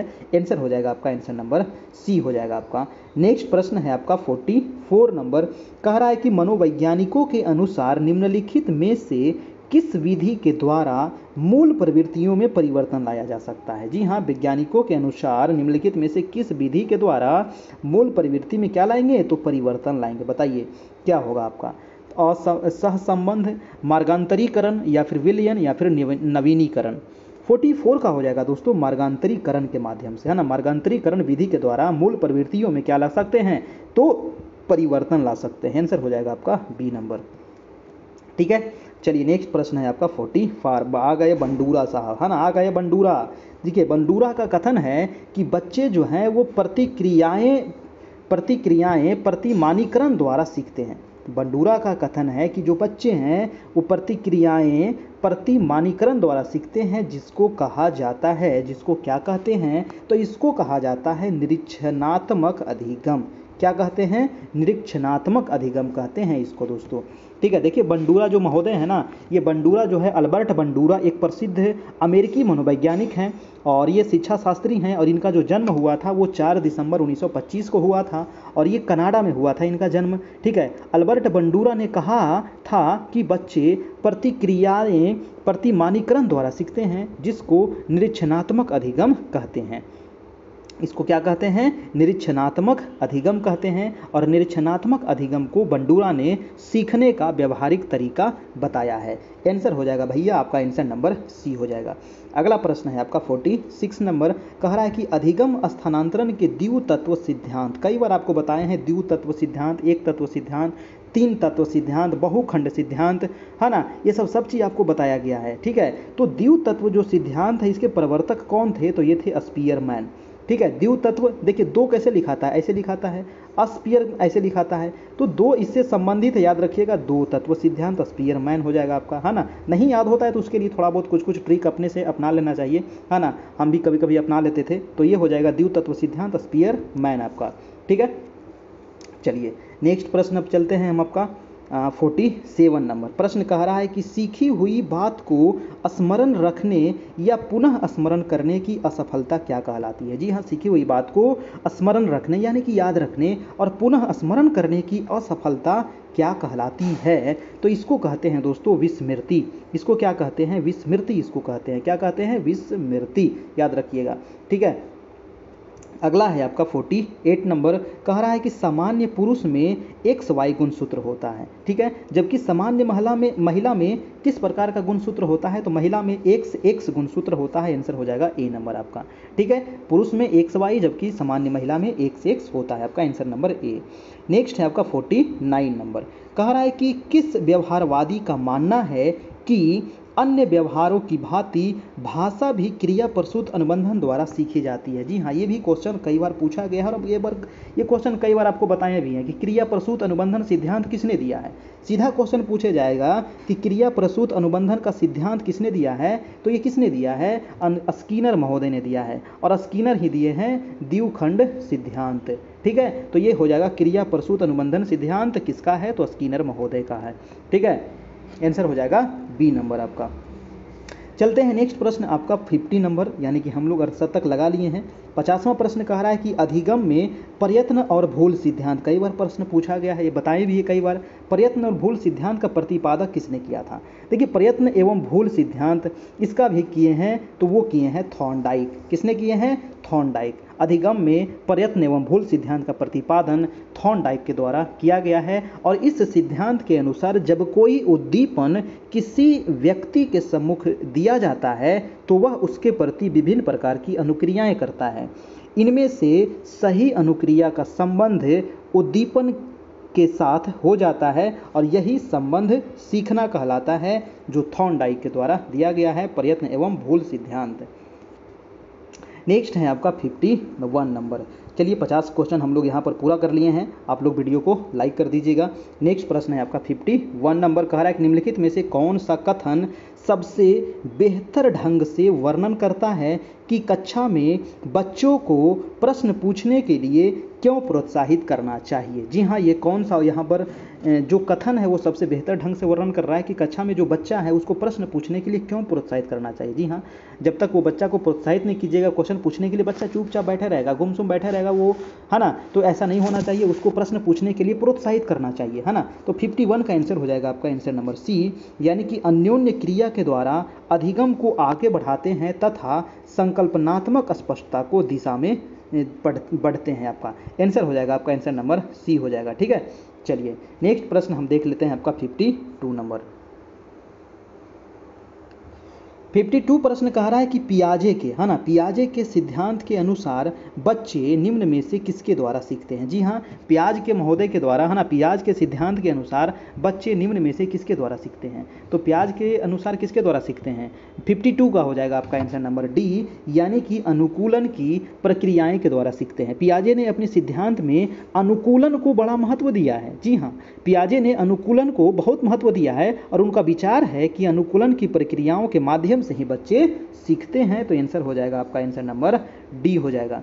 अगला प्रश्न है आपका 53 नंबर, कह रहा है कि समाजीकरण एक प्रक्रिया है। जी हाँ, समाजीकरण एक प्रक्रिया है और ये किस प्रकार की प्रक्रिया है? तो 53 का आंसर हो जाएगा दोस्तों मूल्यों, विश्वासों और अपेक्षाओं को अर्जित करने की प्रक्रिया, है ना। समाजीकरण एक प्रक्रिया है, मूल्य, विश्वास और अपेक्षा को अर्जित करने की एक प्रक्रिया है। आंसर हो जाएगा आंसर नंबर ए हो जाएगा। नेक्स्ट है आपका 54 नंबर। 54 प्रश्न कह रहा है कि कोहलबर्ग के सिद्धांत की एक प्रमुख आलोचना क्या है। जी हाँ, कोहलबर्ग के सिद्धांत की एक प्रमुख आलोचना क्या है। 54 का आंसर क्या हो जाएगा? तो 54 का आंसर हो जाएगा दोस्तों, आप ऑप्शन पढ़िए और इसका जवाब दीजिए। आपके पास समय है 2 सेकेंड।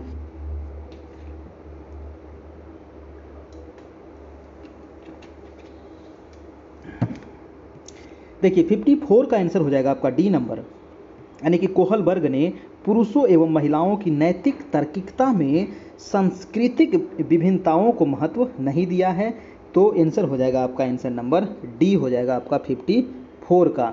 ठीक है, चलिए नेक्स्ट प्रश्न हम देखते हैं। ये आलोचना है इसका, है ना, ये आपका कोहलबर्ग के सिद्धांत की एक आलोचना है कि इसमें मतलब महिलाओं को इसमें महत्व नहीं दिया था ये। चलिए नेक्स्ट प्रश्न है आपका 55 नंबर, थोड़ा सा छोटा कर दे ताकि ऑप्शन को दिख सके आपका। चलिए नेक्स्ट प्रश्न है 55 कह रहा है कि किस प्रकार के एक अध्यापिका बच्चों को बेहतर समस्या समाधानकर्ता बनाने में सहायता कर सकती है। जी हाँ, किस प्रकार के एक अध्यापिका बच्चों को बेहतर समस्या समाधानकर्ता बनाने में सहायता कर सकती है। 55 का हो जाएगा दोस्तों आपका आंसर नंबर ए, यानी कि बच्चों को विविध प्रकार की समस्याओं का समाधान करने के मौके देना तथा उनका हल करते समय सहयोग देना। आंसर हो जाएगा आपका आंसर नंबर ए हो जाएगा आपका। ठीक है, तो इस प्रकार के जो अध्यापिका है वो बच्चों को बेहतर समस्या समाधानकर्ता में सहायता कर सकती है। ठीक है, आप पूरा ऑप्शन पढ़िएगा तभी जवाब दीजिएगा, है ना, नहीं तो गड़बड़ हो जाएगा मामला, सारा मामला गड़बड़ हो जाएगा फिर एग्जाम हॉल में। नेक्स्ट प्रश्न है आपका 56 नंबर कह रहा है कि समावेशी कक्षा की विशेषता नहीं है। जी हाँ, समावेशी कक्षा की कौन सी विशेषता यहाँ पर नहीं है? समावेशी, इसके बारे में कई बार आपको बता दिए थे। समावेशी मतलब समान शिक्षा, है ना, समान कक्षा, समान शिक्षा, समान कक्षा, है ना, सभी बच्चों को एक समान देखना। तो कौन सी विशेषता नहीं है? 56 का हो जाएगा आपका बी नंबर, यानी कि ज्ञान क्षमता वाले समग्र शिक्षार्थी। ठीक है, तो ये वाला जो है आपका ऑप्शन, यानी कि एक समावेशी कक्षा में विभिन्न ज्ञान स्तर वाले समग्र विद्यार्थियों को समाहित किया जाता है। समावेशी कक्षा में शिक्षक द्वारा मित्रवत और आत्मीय व्यवहार का प्रयोग, वास्तविक तथा सतत आकलन की व्यवस्था तथा अलग अलग विषयों हेतु अलग अलग सहायक सामग्रियों का प्रयोग किया जाता है। ठीक है, तो आंसर हो जाएगा आपका answer number B number. Next प्रश्न है दोस्तों आपका 57 नंबर। प्रश्न कह रहा है कि जीन पियाजे, फिर आ गया पियाज महोदय, कह रहा है कि जीन पियाजे द्वारा प्रतिपादित संज्ञानात्मक विकास सिद्धांत की किस अवस्था में बालक वस्तुओं को पहचानने का प्रयास करने लगता है। जी हाँ, किस अवस्था में जो बालक हैं वो वस्तुओं को पहचानने का प्रयास करने लगता है। तो संवेदी प्रेरक, पूर्व संक्रियात्मक, औपचारिक संक्रियात्मक या मूर्त संक्रियात्मक। 57 का आंसर हो जाएगा आपका पूर्व संक्रियात्मक अवस्था। आपको कमेंट बॉक्स में बताना है कि पूर्व संक्रियात्मक अवस्था का उम्र क्या होता है। कई बार मैं बता चुका हूँ ये चारों अवस्था का उम्र, मगर एक बार नहीं 5-10 बार आपको बता चुके हैं कि संवेदी प्रेरक का क्या होता है, पूर्व संक्रियात्मक का उम्र क्या होता है, ये उम्र भी एग्जाम में आपको पूछ लिया जाता है ना। मूर्त संक्रियात्मक का क्या होता है, अमूर्त का क्या होता है। ठीक है, चलिए आप लोग इसको कॉमेंट बॉक्स में जरूर से जरूर बताइएगा। नेक्स्ट है आपका 58 नंबर प्रश्न। 58 नंबर प्रश्न कह रहा है कि निम्न में से वह कथन जो शिक्षार्थियों में सृजनात्मकता का पोषण करता है, वो कथन कौन सा है दोस्तों जो शिक्षार्थी में किसका पोषण करता है? तो सृजनात्मकता का पोषण करता है। जी हाँ, ये काफ़ी इंपॉर्टेंट है, पढ़िए, ऑप्शन को जवाब दीजिए, 4 ऑप्शन पढ़िएगा। हाँ, चलिए आपके पास समय है 5 सेकेंड। देखिए 58 का आंसर हो जाएगा आपका आंसर नंबर ए, यानी कि प्रत्येक शिक्षार्थी की अंतर्जात प्रतिभाओं का पोषण करने एवं प्रश्न करने का अवसर उपलब्ध कराना। तो ये होता है सृजनात्मकता का पोषण करना। ठीक है, आंसर हो जाएगा आपका आंसर नंबर ए हो जाएगा 58 का। ठीक है, चलिए नेक्स्ट प्रश्न है आपका 59 नंबर कह रहा है कि भाषा जो है ये अच्छे गुणों से संपन्न तथा सफल मानी जाती है, यदि क्या होगा, है ना। भाषा जो है अच्छे गुण से संपन्न तथा सफल मानी जाती है यदि यह नए विचार और संभावनाएं उत्पन्न करने में सक्षम हो, है ना। भाषा जो है नए विचार और संभावनाएं उत्पन्न करने में अगर सक्षम हो तो ये अच्छे गुणों से संपन्न और सफल मानी जाती है। आंसर हो जाएगा आपका ए नहीं बी, है ना, बी नंबर आपका यहाँ पर आंसर हो जाएगा। ठीक है, चलिए नेक्स्ट प्रश्न चलते हैं आपका 60 नंबर प्रश्न कह रहा है दोस्तों कि शिक्षक के मानसिक स्वास्थ्य का अध्ययन करना आवश्यक है। जी हाँ, शिक्षक के मानसिक स्वास्थ्य का अध्ययन करना आवश्यक है। क्यों आवश्यक है? क्योंकि जो छात्र है वो शैक्षिक विकास पर शिक्षक के मानसिक स्वास्थ्य का प्रभाव पड़ता है। आंसर नंबर हो जाएगा आपका, आंसर नंबर सी हो जाएगा 60 का। यानी कि शिक्षक के व्यक्तित्व का बालकों पर प्रभाव पड़ता है, अतः शिक्षक मानसिक रूप से स्वस्थ होना चाहिए, इसीलिए शिक्षक के मानसिक स्वास्थ्य का अध्ययन करना आवश्यक है, क्योंकि छात्र के शैक्षिक विकास पर शिक्षक के मानसिक स्वास्थ्य का प्रभाव पड़ता है। नेक्स्ट प्रश्न चलते हैं, आपका प्रश्न नंबर है 61 नंबर। 61 प्रश्न कह रहा है कि प्रतिभावान लड़की घर में बैठना कम पसंद करती है। बिल्कुल सही है, जो प्रतिभावान लड़की है ना, जो प्रतिभाशाली लड़की है वो कभी घर में बैठना पसंद करेगी? बिल्कुल नहीं। तथा अधिक क्रियाशील तथा झगड़ालू होती है, यह कथन किसका है? बताइए। ये अधिक क्रियाशील दे दिया और झगड़ालू भी दे दिया यहाँ पर, तो ये तो थोड़ा सा लग रहा है। अब बताइए कि ये कथन किसका है दोस्तों? तो 61 का हो जाएगा, ये ट्रो का कथन है। किसका कथन है? ट्रो महोदय का, है ना, ट्रो। ठीक है, चलिए तो इसको हम देख लेते हैं, इसको याद रखिएगा। ये कथन है आपको, प्रतिभाशाली लड़की जो है घर में बैठना पसंद नहीं करती है तथा अधिक क्रियाशील और झगड़ालू होती है, यह कथन ट्रो का है। नेक्स्ट प्रश्न है आपका 62 नंबर। फिर से आ गया आपको समावेशी शिक्षा। समावेशी शिक्षा प्रक्रिया में अनुकूलन किया जाता है। जी हाँ, अनुकूलन कैसे किया जाता है? 62 का आंसर क्या होगा? आंसर हो जाएगा आपका डी नंबर, इन सभी के शिक्षण हेतु, यानी कि बाधित और अक्षम बालकों के शिक्षण हेतु, या सामान्य बुद्धि लब्धि के बालकों के शिक्षण हेतु, या अधिगम और समर्थ बालकों के शिक्षण हेतु। नाम ही है समावेशी, तो आपको शुरू ही बता दिए समावेशी में कोई दिक्कत नहीं होना चाहिए, तीनों हो जाएगा आपका, आंसर हो जाएगा। ठीक है, चलिए नेक्स्ट प्रश्न पे हम चलते हैं। आपका प्रश्न नंबर कितना होगा? 63 नंबर। वीडियो को लाइक करते चलिएगा। जो नए हैं अभी तक चैनल को सब्सक्राइब नहीं किए हैं तो सब्सक्राइब भी कर लीजिएगा और बेल आइकन प्रेस कर दीजिएगा, ताकि आने वाला जो वीडियो है उसका नोटिफिकेशन आपको मिल सके और आपकी तैयारी हो सके। नेक्स्ट प्रश्न है 63 नंबर की, जब शिक्षार्थी अपने विशेष प्रशिक्षण एवं बुद्धि के फलस्वरूप किसी विशेष क्षेत्र में ज्ञान अर्जित करने का दावा करता है, तब उसके इस दावे की जांच की जाती है। यानी कि इस दावे की जांच किससे की जाएगी? किस परीक्षण के द्वारा उस दावे की जांच की जाएगी? ठीक है, तो 63 का हो जाएगा दोस्तों आंसर नंबर ए, यानी कि उपलब्धि परीक्षण के द्वारा। ठीक है, इसका जांच कैसे की जाएगा? तो उपलब्धि परीक्षण के द्वारा इसका जांच किया जाएगा। अगला प्रश्न है आपका 64 नंबर। प्रश्न है कि खेल का एक लाभ यह भी है। जी हाँ, बच्चों के लिए खेलना बहुत महत्वपूर्ण है। जितना पढ़ना महत्वपूर्ण है उतना खेलना भी महत्वपूर्ण है ना। बच्चों खेल का एक लाभ यह भी है कि वे अवकाश काल के उत्तम उपयोग को प्रोन्नत करते हैं। जी हाँ, देखिए खेलने का मतलब ये हुआ दोस्तों, यानी कि जो खेल है वो शिक्षार्थी के क्या करता है, तो शारीरिक और मानसिक विकास के लिए उपयोगी होता है खेलना, है ना। इससे शारीरिक विकास भी होता है, बच्चे का मानसिक विकास भी होता है। यदि बच्चे खेल में रुचि रखते हैं तो वे अपने खाली समय का क्या कर सकते हैं? सदुपयोग कर सकते हैं। और इसीलिए खेल का एक लाभ यह है कि वे अवकाश काल के उत्तम उपयोग को प्रोन्नत करते हैं। जी हाँ, तो आंसर हो जाएगा अवकाश काल के उत्तम उपयोग का प्रोन्नत करते हैं। आंसर नंबर हो जाएगा सी नंबर आपका।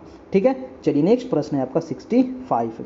कह रहा है कि निम्न में से अधिगम के संबंध में कौन सा सही है? अधिगम के संबंध में कौन सा सही है? अधिगम यानी कि सीखने के संबंध में कौन सा यहाँ पर सही है? तो 65 का हो जाएगा आपका उपयुक्त सभी। यानी कि अधिगम जो होता है वो सार्वभौमिक है एवं जीवन भर चलते रहता है। सीखना क्या है? आप लाइफ टाइम सीखते रहते हैं कुछ ना कुछ, है ना। यानी कि अधिगम क्या है?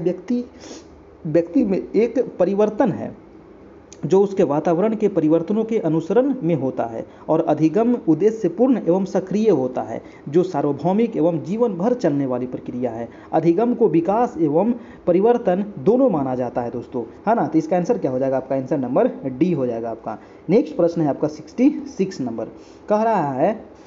कह रहा है कि आप अपनी कक्षा के बालकों में समाजीकरण की प्रक्रिया को तेज करना चाहते हैं। जी हाँ, आप एक टीचर हैं और आप अपने बालकों में समाजीकरण की प्रक्रिया को क्या करना चाह रहे हैं? तेज करना चाह रहे हैं। तो आप निम्न में से क्या कदम उठाएंगे? अब बताइए क्या कदम उठाएंगे?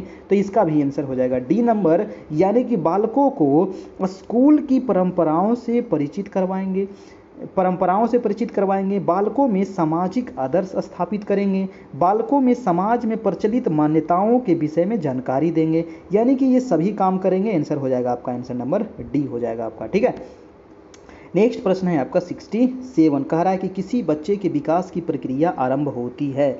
अब बताइए कि किसी बच्चे के विकास की प्रक्रिया कब से आरंभ होती है। तो 2 वर्ष की आयु से, बिल्कुल गलत है। 7 वर्ष की, ये भी गलत है। 7 वर्ष के बाद, ये भी गलत है। जब बच्चे के वो माँ के गर्भ में रहता है उसी समय से उसका विकास जो है वो शुरू हो जाता है और हमेशा निरंतर चलते रहता है। तो आंसर क्या हो जाएगा, आंसर नंबर डी हो जाएगा आपका। ठीक है, चलिए नेक्स्ट हम चल देते हैं आपका 68 नंबर। कह रहा है कि एक विद्यार्थी के असामाजिक व्यवहार को सुधारने के लिए कौन सा कार्य नहीं करना चाहिए। जी हाँ, एक विद्यार्थी है और उसका असामाजिक व्यवहार को सुधारने के लिए क्या नहीं करना चाहिए। बच्चा क्या कर रहा है, असामाजिक व्यवहार कर रहा है, तो उसको आप सुधारिएगा। ठीक है, सुधारना तो जरूरी है, लेकिन कौन सा काम नहीं करना चाहिए ये पूछा गया है। तो 68 का हो जाएगा दोस्तों आंसर नंबर ए, यानी कि दूसरे विद्यार्थियों से कहना कि वह उसके साथ न रहे। ये बात गलत है, ये ऐसा नहीं बच्चा करना चाहिए कि वो गलत है उसके साथ मत रहो, ऐसा नहीं करना चाहिए, है ना। यानी कि किसी भी छात्र के असामाजिक व्यवहार में सुधार के लिए शिक्षक को कभी भी उसके सहपाठियों से यह सलाह नहीं देनी चाहिए कि उसके साथ नहीं रहो, बल्कि शिक्षक को उसके असामाजिक व्यवहार को सुधारने में उससे बातचीत करना चाहिए तथा इसके बारे में जानने का प्रयास करना चाहिए कि आखिर कारण क्या है ना। उसे एक अच्छे परामर्शदाता के रूप में उसको करना चाहिए। ठीक है, तो आंसर हो जाएगा आपका, आंसर नंबर ए हो जाएगा। ठीक है, चलिए नेक्स्ट प्रश्न है आपका 69 नंबर। ओहो, 69 प्रश्न कह रहा है दोस्तों कि निम्न में से कौन सा बच्चे की सामाजिक मनोवैज्ञानिक आवश्यकताओं के साथ संबंध नहीं है। जी हाँ, नहीं वाला क्वेश्चन रहता है ना, तो चारों ऑप्शन आपको पढ़ना जरूरी है और उसको काफ़ी अच्छे तरीके से टटोलना जरूरी है। तो कौन सा जो है वो सामाजिक मनोवैज्ञानिक आवश्यकताओं के साथ संबंध नहीं है, तो आंसर हो जाएगा आपका सी नंबर, यानी कि शरीर से अपशिष्ट पदार्थों का नियमित रूप से बाहर निकलना। ये आपका गलत है आपका। यानी कि प्रत्येक बालक को सामाजिक मनोवैज्ञानिक वातावरण की आवश्यकता होती है और इसके अंतर्गत बालक को उसके द्वारा किए गए कार्य का अनुमोदन एवं सराहना, संवेगात्मक सुरक्षा की आवश्यकता एवं मनोरंजन की आवश्यकता होती है और शरीर के अपशिष्ट पदार्थों का सामाजिक मनोवैज्ञानिक से कोई संबंध इससे नहीं होता है। आंसर हो जाएगा आपका, आंसर नंबर सी नंबर हो जाएगा आपका। ठीक है, चलिए नेक्स्ट प्रश्न हम चलते हैं आपका 70 नंबर। जी हाँ, 70 प्रश्न कह रहा है कि यदि किसी छात्र ने अपने वातावरण से सामंजस्य करना सीख लिया, ये तो काफ़ी अच्छी बात है ना। कोई छात्र है और अपने वातावरण से वो सामंजस्य करना क्या कर लिया, सीख लिया, तो एक शिक्षक होने के नाते आपका विचार क्या होगा। जी हाँ, आप एक शिक्षक है तो आपका विचार क्या होगा, मंदबुद्धि वो बालक है या बुद्धिमान बालक है या अपनी आयु से अधिक बुद्धिमान है या फिर मूर्ख है। तो वो आंसर क्या हो जाएगा, 70 का आंसर क्या हो जाएगा, बी नंबर हो जाएगा, यानी कि वो बुद्धिमान बालक है। यानी कि यदि किसी छात्र ने अपने विचारों अपने चारों ओर के परिवेश यानी कि परिवार, समाज, विद्यालय, है ना, इससे अगर वो सामंजस्य स्थापित करना सीख लिया तो अपने अध्यापक की नज़रों में वो क्या है, बुद्धिमान माना जाएगा, है ना। अध्यापक की नज़र में क्या माना जाएगा, तो बुद्धिमान माना जाएगा। आंसर हो जाएगा, आंसर नंबर बी हो जाएगा आपका। ठीक है, नेक्स्ट प्रश्न आपका 71 नंबर। 71 कह रहा है दोस्तों कि जो बालक खाली स्थान से ग्रस्त है, यानी कि डिस्लेक्सिया से ग्रस्त है या फिर अप्रेक्सिया से या फिर अफेजिया से या फिर डिस्प्रेसिया से, तो वह पढ़ने में अक्षमता का प्रदर्शन करता है। देखिए, पढ़ने में अक्षमता तो आपको कई बार बता दिए हैं, तो पढ़ने में जो अक्षमता हो बच्चे में वो डिस्लेक्सिया से ग्रसित होता है। आंसर हो जाएगा आपका, आंसर नंबर ए हो जाएगा। ठीक है, इसका आंसर हो जाएगा ए। अगला प्रश्न है आपका 72 नंबर। 72 फिर से प्याज महोदय आ गए, है ना। प्याजे के अनुसार बालक किस अवस्था में अपनी शारीरिक क्रियाओं के साथ समन्वय करते हुए संसार का अन्वेषण करता है। जी हाँ, अपनी शारीरिक क्रियाओं के साथ समन्वय करते हुए संसार का अन्वेषण करता है दोस्तों।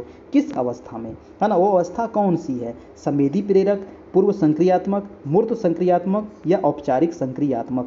देखिए, संवेदी प्रेरक होता है 0 से 2, है ना, और मूर्त संक्रियात्मक कितना होता है, 7 से 11 होता है ना, 7 से 11 और 11 से लेकर के ये होता है 18 वर्ष तक, है ना।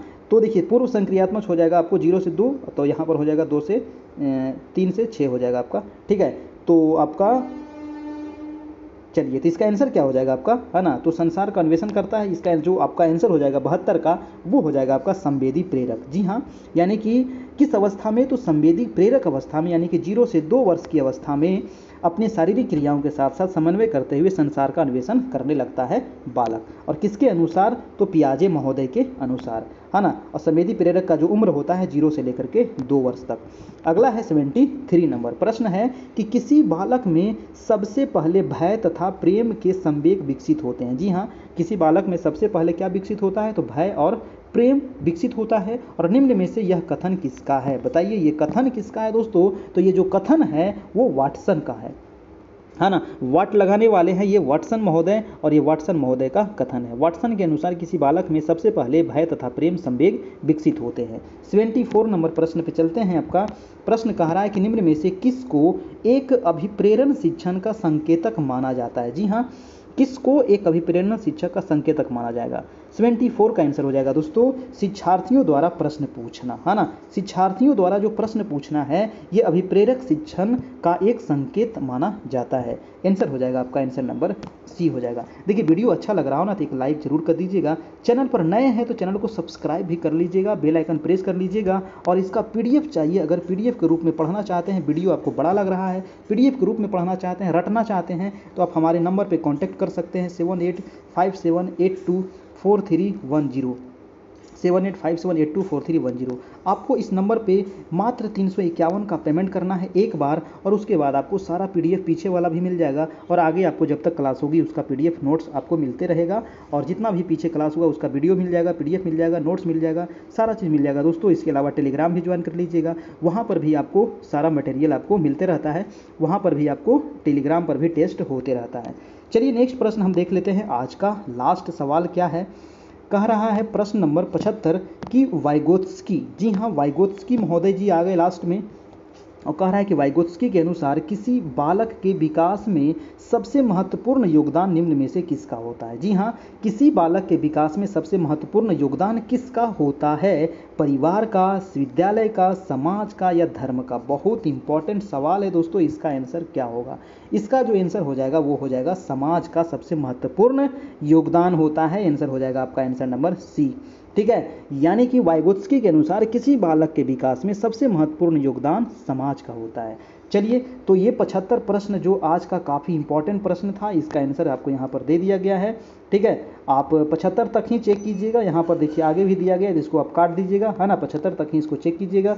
और दोस्तों आज का जो टेस्ट था वो टेस्ट नंबर 51, और ये डीएलएड से संबंधित काफ़ी इंपॉर्टेंट सवाल था आज का, ठीक है। हमारे व्हाट्सएप ग्रुप का नंबर है आपका, ये आप नंबर देख रहे हैं, है ना। हमारा जो नंबर है वो है 7857824310, और इस पर जुड़ने के लिए आपको करना क्या है, तो आपको सिर्फ एक बार 351 का पेमेंट करना है। उसके बाद जब तक आपकी एग्ज़ाम ना हो जाए तब तक आपको पीडीएफ, वीडियो, नोट्स इत्यादि सभी चीज़ कहाँ मिलेगा, तो ग्रुप में मिलते रहेगा। और अभी आप पेमेंट कीजिएगा तो अभी आपको पर्सनली आपको व्हाट्सएप पर मिल जाएगा। तो इस नंबर पर आपको फ़ोनपे, गूगल पे, पेटीएम, अमेजन पे, व्हाट्सएप पे कुछ भी कर सकते हैं, और उसका स्क्रीनशॉट लेकर के इसी नंबर व्हाट्सएप पर आप भेज दीजिए, वहाँ पर आपको जोड़ दिया जाएगा, ठीक है। व्हाट्सएप पर आप भेज दीजिए, वहाँ पर आपको जोड़ दिया जाएगा, और सारा पीडीएफ, नोट्स, वीडियो भी वहाँ पर प्रोवाइड करा दिया जाएगा, और निरंतर आपको आगे वहाँ पर मिलते रहेगा। ये हमारा टेलीग्राम चैनल है, तो टेलीग्राम ग्रुप भी ज्वाइन कर लीजिएगा। यहाँ पर भी हम क्वेश्चन पोस्ट करते रहते हैं ताकि आपकी तैयारी आगे और भी अच्छे तरीके से होते रहें।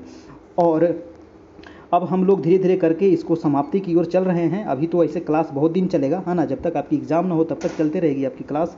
और इसके बाद हम लोग बिहार एसएससी शुरुआत करेंगे। तो आपके जितने भी फ्रेंड हैं, मित्र हैं, दोस्त हैं, यार हैं, परिवार में हैं, उनको बता दीजिएगा, वो भी क्लास करेंगे। और बिल्कुल अभी फ्री क्लास चलेगा कुछ दिन, है ना, अभी बिल्कुल फ्री क्लास चलेगा, ठीक है। तो बिहार एसएससी का भी नोट्स यहाँ पर तैयार हो रहा है, तो आप लोग क्लास कीजिएगा, है ना। 9 बजे से ही उसका भी क्लास चलेगा आपका। और इसके अलावा सीटेट की भी क्लास हमारे पास चल रही है, तो जो लोग सीटेट की तैयारी कर रहे हो तो सीटेट के लिए भी कांटेक्ट आप इस नंबर से कर सकते हैं दोस्तों, ठीक है। तो आज हम इतना ही रहने देते हैं, और फिर हम अगले क्लास में मिलेंगे 9 बजे कल इसी समय इसी चैनल पर। तब तक के लिए good night, goodbye, take care. आपको ये वीडियो कैसा लगा ना, ये ज़रूर नीचे आप कमेंट बॉक्स में बताइएगा। और आप लोग चैनल पर नए हैं तो चैनल को जरूर से जरूर सब्सक्राइब कर लीजिएगा जाते जाते, और जाते जाते एक लाइक जरूर कर दीजिएगा, है ना। अभी तक लाइक नहीं किए हैं तो जाते जाते जरूर कर दीजिएगा, आप सभी से नम्र निवेदन है। चलिए दोस्तों, तो फिर मिलते हैं हम नेक्स्ट वीडियो में, तब तक के लिए good night, goodbye, take care.